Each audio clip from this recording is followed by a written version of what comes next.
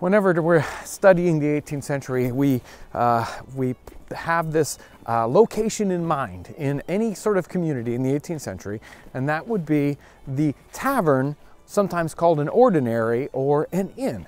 Very popular building, shows up in all the different communities, and it's a gathering place. If you're a traveler, you might stop there to get a room. You would also get food at a tavern or an ordinary. It's also a community gathering place. You might have church in the ordinary. You quite likely might have court or other sorts of business meetings in the tavern or the ordinary.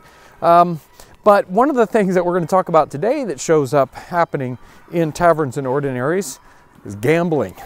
I know you're shocked to find gambling going on in 18th century establishments, but it's going on, and it's going on a lot. Any place you have a lot of guys hanging around, you're going to have adult beverages, and then, of course, for entertainment, we're going to have gambling. Gambling comes in a lot of different forms. One of the most common ones we can think of is gaming. A lot of gaming going on in the 18th century. Card games, an obvious sort of game that you might have gambling going on, and whist was a popular game for that, probably a more well-to-do game.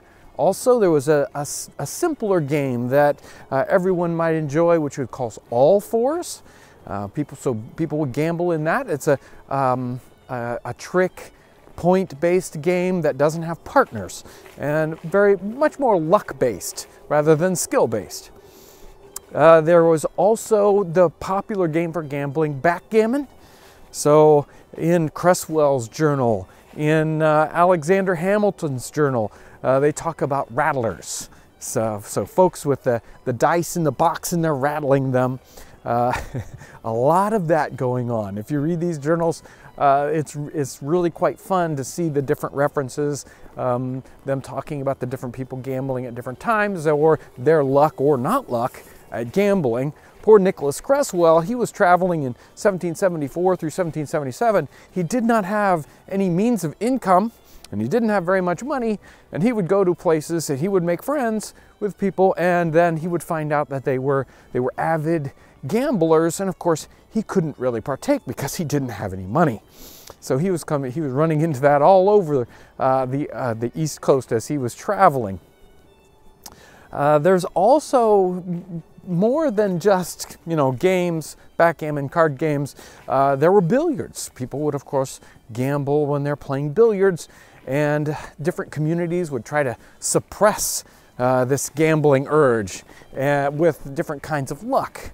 At times they would say outlaw billiards in a town, but of course if you had that sort of habit, you would just go outside the town limits and have all the gambling you'd like. Of course, games aren't the only thing.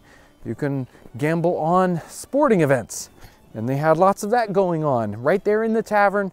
Gambling on horse races or cockfighting, any of those sorts of pastimes that people would enjoy, or of course the betting on the outcome of some simple game of skill or not so much skill, something like, can I drink this whole gallon of cider, or whatever, right? And there were more than one occurrence of someone winning the bet and then dying from overindulgence.